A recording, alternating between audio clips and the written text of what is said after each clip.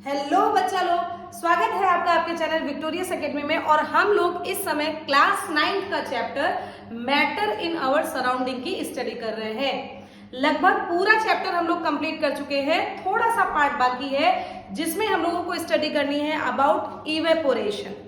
देखिए बच्चों, पिछले लेक्चर में हम लोगों ने काफी कुछ कंप्लीट किया कि आखिर स्टेट क्या होते हैं, स्टेट में चेंजेस होते हैं तो क्यों होते हैं, और कैसे एक स्टेट दूसरे स्टेट में चेंज होता है। मतलब सॉलिड लिक्विड में, लिक्विड गैस में, फिर लिक्विड सॉलिड में, गैस लिक्विड में, फिर जो गैस है सॉलिड में और सॉलिड है गैस में चेंज होता है। और इन प्रोसेसिंग के अपने अपने नाम और उनकी क्वालिटीज को एक्सप्लेन किया गया। लेटेंट हीट ऑफ वेपोराइजेशन और लेटेंट हीट ऑफ फ्यूजन को भी एक्सप्लेन किया गया। फिर आप लोगों को एक बात बोली गई थी, एक बात समझाई गई थी कि जो वेपोराइजेशन होता है वो 100 डिग्री सेल्सियस पर आकर स्टार्ट हो जाता है। यानी कि अगर पानी का एग्जांपल ले ले तो पानी का बॉइलिंग पॉइंट 100 डिग्री सेल्सियस है और इसके ऊपर आने के बाद ही 100 डिग्री सेल्सियस से स्टार्ट होकर इसके ऊपर जब वो पॉइंट में आएगा तब जाकर वो पानी उबलकर वेपर्स फॉर्म में चेंज होने लगता है। इतनी बातें सीख ली थी, लेकिन एक टर्म और आपके सिलेबस में है, उसको कंप्लीट करना है। What is evaporation. बच्चों एक छोटा सा एग्जांपल बस हम आपको देंगे और आप सब कुछ समझ लोगे। पानी का आप लोगों ने क्या सीखा कि पानी का बॉइलिंग पॉइंट क्या होता है, सभी लोग बोले मेरे साथ 100 डिग्री सेल्सियस। इसके ऊपर जाएंगे तो 100% है वो पानी बॉयल होकर किसमें बदल जाएगा, भाप में, स्टीम में, वेपर्स में, किसी भी चीज में आप बोल सकते हो, उसमें वो चेंज हो जाएगा। लेकिन अब मेरी बात को जरा सोचना और समझना। आप जाड़े में कपड़े को धुलते हो, ठीक, जाड़ों में कपड़ों को धुलने के बाद अगर आपने उसको फैला दिया और फैलाने के बाद जरा देखिए, भले उसी दिन ना सूखे क्योंकि जाड़ों में टेम्परेचर कम होता है, बाहर सूरज दिखाई भी नहीं देता कुछ कुछ दिन तो आखिर तब भी हमारे कपड़े कैसे सूख जाते हैं। उसको निचोड़ के अच्छे से अगर डालेंगे तो अपने आप तब भी कपड़े सूख जाएंगे। इसका मतलब है उस कपड़ों में प्रेजेंट पानी भी भाप में उड़ा होगा। क्या उसका टेम्परेचर 100 डिग्री सेल्सियस दिया गया? बोलो भैया, नहीं दिया गया ना। लेकिन उसके बावजूद उसका पानी भाप में बनकर उड़ा, ये क्या कहलाया? यही तो इवेपोरेशन कहलाया। तो इसकी डेफिनेशन होती है, देखिए बच्चों, कि ये एक सरफेस फिनोमेनन है जिसके कारण लिक्विड अपने वेपर्स में कन्वर्ट होता है। लेकिन देखिए एट एनी टेम्परेचर लिख रखा है। एट एनी टेम्परेचर का मतलब below then its boiling point. Water का बॉइलिंग पॉइंट 100 डिग्री सेल्सियस होता है, तो उसके कम टेम्परेचर पर 99.9 डिग्री सेल्सियस पर भी अगर वो पानी भाप में कन्वर्ट हो रहा है तो इसका मतलब है वो वेपोराइजेशन नहीं है, वो इवेपोरेशन है। समझ में आया? क्लियर हो रही है मेरी बात? सारे लिक्विड्स का अपना अपना अलग अलग बॉइलिंग पॉइंट होता है। अल्कोहल का बॉइलिंग पॉइंट अलग, वाटर का बॉइलिंग पॉइंट अलग, ठीक है। एसीटोन एक कंपाउंड होता है, उसका बॉइलिंग पॉइंट अलग। मतलब जितने भी आपको लिक्विड चीजें दिखेंगी उनका बॉइलिंग पॉइंट अलग अलग होता है। तो उस बॉइलिंग पॉइंट के नीचे 1 डिग्री सेल्सियस भी आप कम कर दो, उसके नीचे जो भी काम हो रहा है, लिक्विड भाप में बदल रहा है, उसको हम लोगों ने वेपोराइजेशन टर्म नहीं दिया, उसको हमने इवेपोरेशन टर्म दिया। अब क्लियर हो गया होगा। देखिए यहाँ पर लिख रखा है at any temperature below its boiling point. अपने बॉइलिंग पॉइंट के नीचे क्या कहलाता है बच्चों? इवेपोरेशन कहलाता है। एकदम क्लियर हो गया होगा। अब आप एग्जांपल सोचिए जरा कि जाड़े में हम लोग कपड़े को निचोड़ते हैं, डालते हैं और 2 से 3 दिन में वो कपड़े भी अपने आप सूख जाते हैं। इसका क्या मतलब हुआ कि 100 डिग्री सेल्सियस पे नहीं है भाई। एटमॉस्फेयर में क्या 100 डिग्री सेल्सियस का माहौल होता है क्या? नहीं ना, लेकिन तब भी पानी तो सूख ही जाता है। आप जाड़ों की बात छोड़ो, गर्मी में आओ, टेम्परेचर कपड़े को धुलते हो, अपना उसको निचोड़ते हो, फैलाते हो, क्या एटमॉस्फेयर में 100 डिग्री सेल्सियस का माहौल होता है क्या? गर्मी होती है, नो डाउट। 45 डिग्री 50 डिग्री का टेम्परेचर होता है बाहर, लेकिन तब भी 100 डिग्री का तो नहीं होता। लेकिन तब भी आपका पूरा पानी, जो कपड़ों में जो पानी होता है वो पूरा का पूरा भाप बन जाता है कि नहीं बन जाता है? क्लियर हो गया होगा अब तक बच्चों। इस प्रोसेस को हम लोग कहते हैं इवेपोरेशन। जब 100 डिग्री सेल्सियस के नीचे या अलग अलग लिक्विड के अपने अपने बॉइलिंग पॉइंट से नीचे कम वैल्यू पर वो लिक्विड भाप में कन्वर्ट हो रहा हो, वेपर्स में कन्वर्ट हो रहा हो, then this process is known as evaporation. एकदम क्लियर हो गया?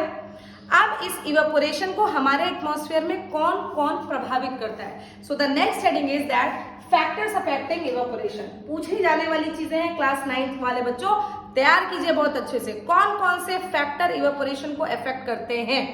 सबसे पहला एग्जांपल देखो, एक्सपोज्ड सरफेस एरिया। चलो इसकी बातें करते हैं। आपने कपड़ों को निचोड़ा, कोई एक चीज ले ले, आपने कपड़ों को निचोड़ा, ठीक, निचोड़ा, निचोड़ने के बाद आपने ऐसे ही इसको फैला दिया, इसको ऐसे करके ये करके नहीं डाला, आपने इसको ऐसे करके जब निचोड़ा तो बस ऐसे ही करके डाल दिया। आप इतनी गर्मी में आप आजकल भी एक्सपोर्ट कर सकते हो, 2 घंटे बाद जाओ देखो, जो सरफेस ऐसे डालने के बाद जो सरफेस एटमॉस्फेयर के कांटेक्ट में होगा, पानी वहीं से इवेपोरेट हुआ होगा। आप उसके अंदर खोल कर देखो, अंदर का माजरा अभी भी गीला है। समझ में आया कि नहीं? अब कि जो सरफेस एरिया एनवायरनमेंट के कांटेक्ट में होगा वहीं से इवेपोरेशन होगा, अंदर घुस के इवेपोरेशन नहीं होता। समझ में आई बात? इसीलिए इवेपोरेशन को सरफेस फिनोमेना कहा गया है। खाली जो सरफेस एटमॉस्फेयर के कांटेक्ट में होगा वहीं से वो पानी या कोई भी लिक्विड अपने भाप में कन्वर्ट होगा। समझ में आया? तो यहाँ पे क्या लिख रखा है बच्चों? Exposed surface area affects evaporation. जितना ज्यादा आप अगर इसको ऐसे झाड़ के फैलाओगे तो पूरा का पूरा सरफेस भी सूख जाएगा, लेकिन अगर आपने इसको सिकोड़ के फैलाया तो 100% है, जितना सिकुड़ा हुआ पार्ट एनवायरनमेंट के कांटेक्ट में है केवल वहीं से पानी भाप में बदलेगा, अदरवाइज अंदर का पोर्शन अभी भी गीला रहेगा। समझ में आ गई होंगी बातें? शाबाश। सेकेंड पॉइंट देखिए बच्चों, ह्यूमिडिटी। ह्यूमिडिटी का मतलब क्या होता है? ह्यूमिडिटी का मतलब होता है नमी, एटमॉस्फेयर में नमी का प्रेजेंस होना। अब नमी क्या है भाई? आप अभी थोड़े दिन के बाद देखिए वो बारिश हो जाएगी आपके एटमॉस्फेयर में, अब उसके बाद एटमॉस्फेयर के में आपके नमी होगी।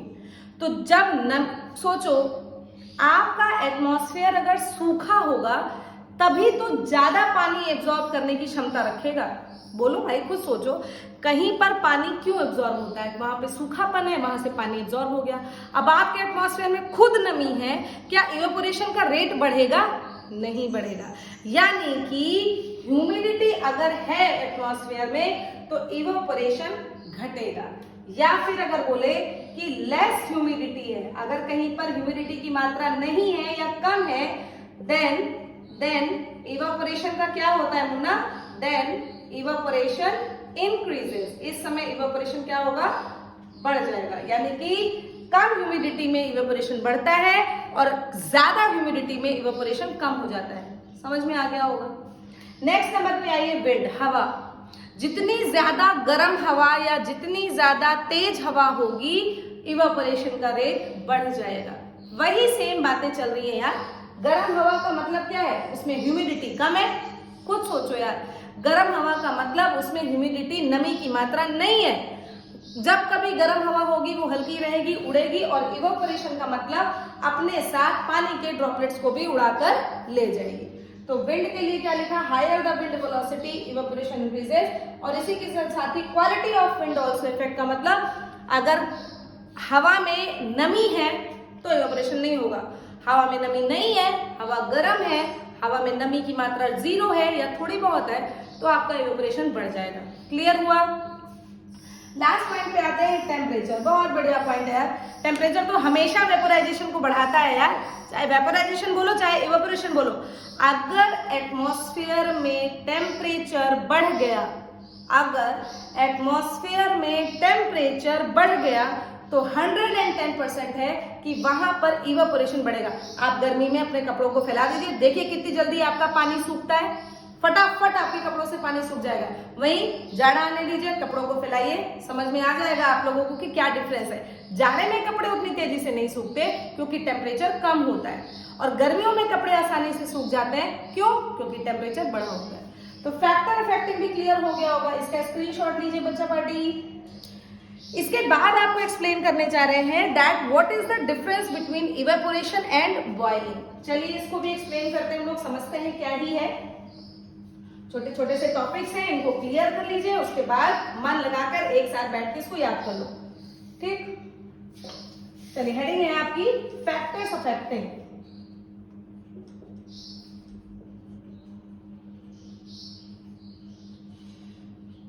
नहीं, फैक्टर अफेक्टिंग तो हो गया, सॉरी। आप लोगों को डिफरेंस बताना है। Difference between evaporation evaporation and boiling. आपको दो चीजों में डिफरेंस बताना है, एक इवेपोरेशन में और दूसरा बॉइलिंग में। खुद सोच लो मुन्ना, सारे के सारे पॉइंट्स को अपने दिमाग में बैठा लो और तब फिर मेरे साथ आप पढ़ोगे सीखोगे तो आपको सब कुछ समझ में आ जाएगा। चलिए जरा देखते हैं कि क्या क्या डिफरेंसेस हैं। एक तरफ लिख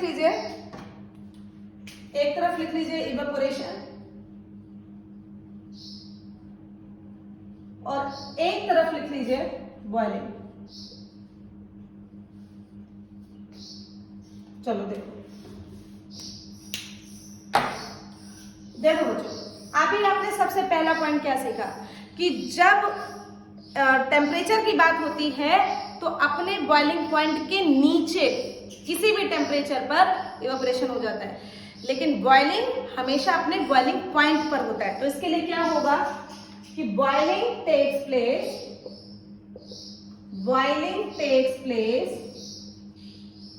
eight its boiling point. For example water का बॉइलिंग पॉइंट कितना है भैया बताए? बॉइलिंग पॉइंट ऑफ वाटर कितना होता है? 100 डिग्री सेल्सियस। बोलते जाओ भाई मेरे साथ। तो 100 डिग्री सेल्सियस पर पानी बॉइल होना शुरू हो जाएगा। यहाँ पर आओ, इवेपोरेशन कब बताया बच्चों बताओ? बॉइलिंग पॉइंट के नीचे। तो यहाँ पर क्या लिखोगे? इवेपोरेशन टेक्स प्लेस, यहाँ लिखोगे आप evaporation takes place below its boiling point. Evaporation takes place below its boiling point. यानी कि अगर वाटर की बात करेंगे तो वाटर का इवेपोरेशन 100 डिग्री के नीचे होगा। तो इसका एग्जांपल आप क्या लिख सकते हो? That below at 100 degree Celsius water evaporates. Clear हो गया? शाबाश। सेकंड पॉइंट पर आओ, सेकंड पॉइंट पे आओ। ये भी आप लोगों ने क्लियर कर रखा है। क्या क्लियर कर रखा है आप लोगों ने? कि जो इवेपोरेशन होता है वो एक सरफेस फिनोमेना है। क्लियर था कि नहीं? क्या बताया था आप लोगों को कि जो इवेपोरेशन होता है वो केवल सरफेस पे होता है। बार बार एक ही बात को कर रहे हैं यार, कपड़ों को निचोड़ो ऐसे ही फैला दो तो देखो सिर्फ सरफेस से पानी आपका एब्जॉर्ब करेगा, लेकिन अगर झटका देके आपने कपड़ों को फैलाया तो फिर पूरे सरफेस से पूरा का पूरा कपड़ा सूख जाएगा। लेकिन बॉइलिंग के लिए सीखिए, आपने भगोने में पानी रखकर उसको गैस पर उबाला, क्या ऐसा होता है क्या कि खाली ऊपर का पानी उबल रहा है या केवल नीचे का पानी उबल रहा है? पानी तो पूरा उबलता है ना एक साथ। तो एक साथ अगर कोई चीज होती है तो उसको बल्क प्रॉपर्टी कहते हैं। बल्क का मतलब होता है पूरा, बड़ी प्रॉपर्टी। तो आप इसके लिए क्या लिखोगे बच्चों? It is a surface phenomenon. It is a surface phenomenon. इसके लिए क्या लिखोगे? इट इज अ, यानी कि boiling is a bulk phenomenon. ये एक बल्क फेनोमेनन है, बहुत लंबे स्केल पर होती है, पूरा का पूरा एक साथ। तीसरे नंबर पर तीसरा पॉइंट सुनो, जब भी कभी बॉइलिंग होता है मुन्ना तो आप देखो जरा, आपका बर्तन आवाज करता है, खन खन खन खन की आवाज आती है। यार ये सब एग्जांपल्स आप घर पे देख सकते हो। मम्मी से कहिए पानी चढ़ा दे। वैसे इतने छोटे नहीं हो आप लोग, अपने आप से भी पानी चढ़ा सकते हो। तो जरा एग्जाम्पल करके देखना। नहीं चला पा रहे हो तो अपने बड़ों की मदद ले लीजिए। आप एग्जाम्पल में भगोने में पानी रखकर उसको उबालो, उबलने दो, और उबलने जलाना नहीं, उबलने दो। और उबलने के बाद वहां खड़े होकर सुनो, आपको आवाज सुनाई देगी, खन खन की आवाज आएगी उसमें। खन खन का मतलब अब चूड़ी नहीं, खन खन बज रही है। इसका मतलब होता है कि थोड़ी सी आवाज क्रिएट करता है। तो बॉइलिंग कैसी प्रोसेस है मुन्ना? बॉइलिंग नॉइजी प्रोसेस है। नॉइजी, थोड़ा सा शोर होता है, लेकिन कपड़ों से पानी उड़ रहा होता है। क्या आवाज करके उड़ रहा होता है क्या? टाटा बाय बाय, ऐसा तो है नहीं। आवाज करके तो उड़ने, वो साइलेंटली उड़ता है। इवेपोरेशन साइलेंटली होता है। तो it is a silent process. It is a silent process. Clear हो रहा है आप लोगों को? इसके बाद सुने, बॉइलिंग की अगर बात करें मुन्ना, तो बॉइलिंग की वजह से 100% है, अगर बॉइलिंग के कारण अगर आसपास का एटमॉस्फेयर देखा जाए तो वो बड़ा गर्म हो जाता है। बॉइलिंग के कारण आसपास का एटमॉस्फेयर गर्म हो जाता है। खुद यार गर्म पानी तो गर्मी नहीं देगा क्या? तो ये क्या रीजन हुआ? चौथे नंबर का पॉइंट क्या हुआ? इट कॉजेस हीटिंग या फिर बर्निंग।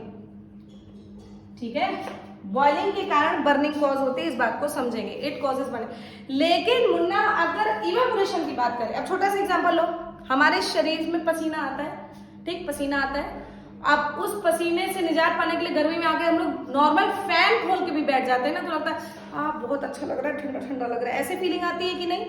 तो बच्चों, यानी कि जो हमारे शरीर में स्वेटिंग होने के बाद, स्वेटिंग, एक बात बताओ, हमारे शरीर में पसीना होता है, लिक्विड होता है, आप पंखा चलाते हो बिलो देन 100 डिग्री सेल्सियस पर, वो पसीना भाप में बनकर उड़ जाता है हमारे शरीर से, थोड़े समय के बाद पसीना छूमंतर हो जाता है, तो लिक्विड से वेपर बदल रहा है कि नहीं बदल रहा है? प्रोसेस क्या कहला रहा है? इवेपोरेशन कहला रहा है। बिलो देन 100 डिग्री सेल्सियस कहला रहा है, साइलेंट प्रोसेस है, सरफेस फिनोमेना। अब अंदर का पसीना नहीं सूखता, लेकिन अगर यहाँ का पसीना होगा तो सूख जाएगा कि नहीं सूख जाएगा? यार समझो, समझ में आई?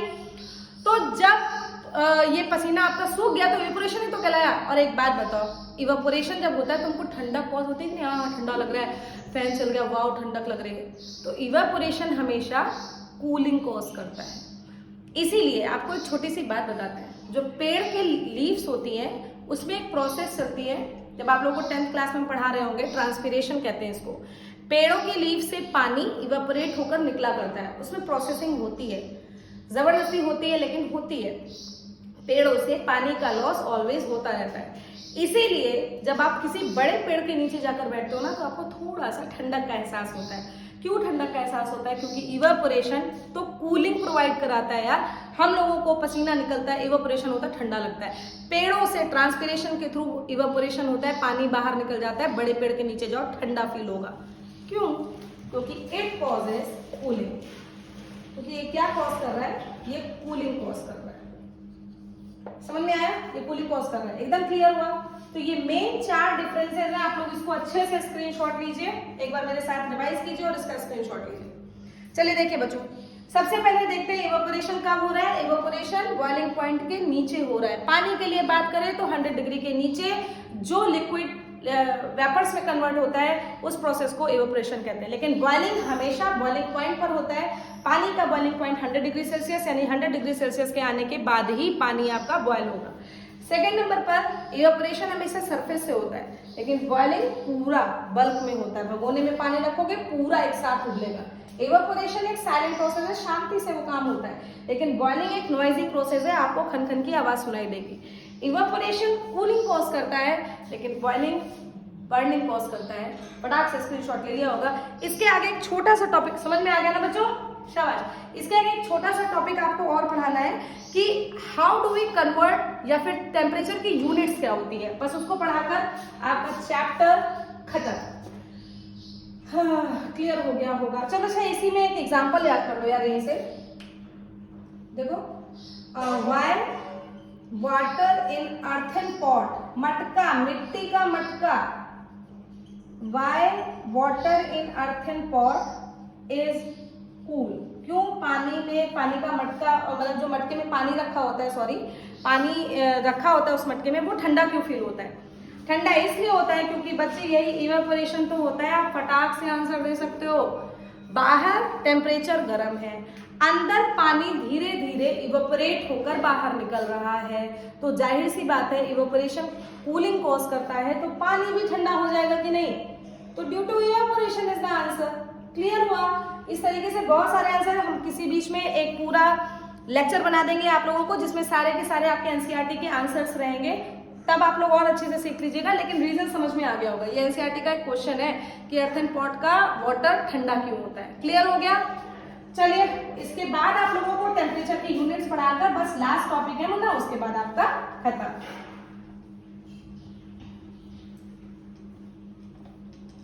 बताएं मेरे साथ, आप लोग याद करें टेम्परेचर की यूनिट्स क्या होती है। बताओ, टेम्परेचर को किन किन चीजों से आप मेजर करते हो? कुछ याद आया कि नहीं? टेम्परेचर की यूनिट्स, चलिए हम आपको बताते हैं। टेम्परेचर को मेजर किया जा सकता है, it is measured in, temperature को मेजर्ड किया जा सकता है पहली बात तो डिग्री सेल्सियस में,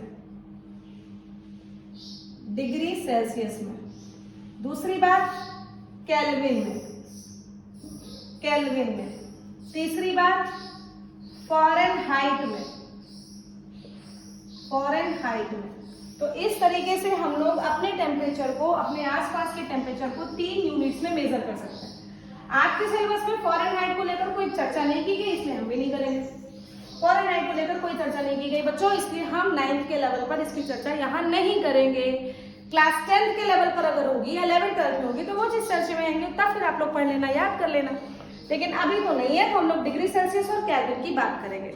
एक छोटा सा फॉर्मूला भी है, और एक बात और आप याद करो कि 0 डिग्री सेल्सियस बराबर हमेशा 273.15 केल्विन के बराबर होता है। 0 डिग्री सेल्सियस बराबर 273.15 केल्विन के बराबर होता है, या इसको हम लोग जब कैलकुलेशन करते हैं तो 273 केल्विन के बराबर मान लेते हैं। 15 नहीं मानते क्योंकि कैलकुलेशन में थोड़ा टफ हो जाता है, दैट्स वाई, बस इतनी सी बात है।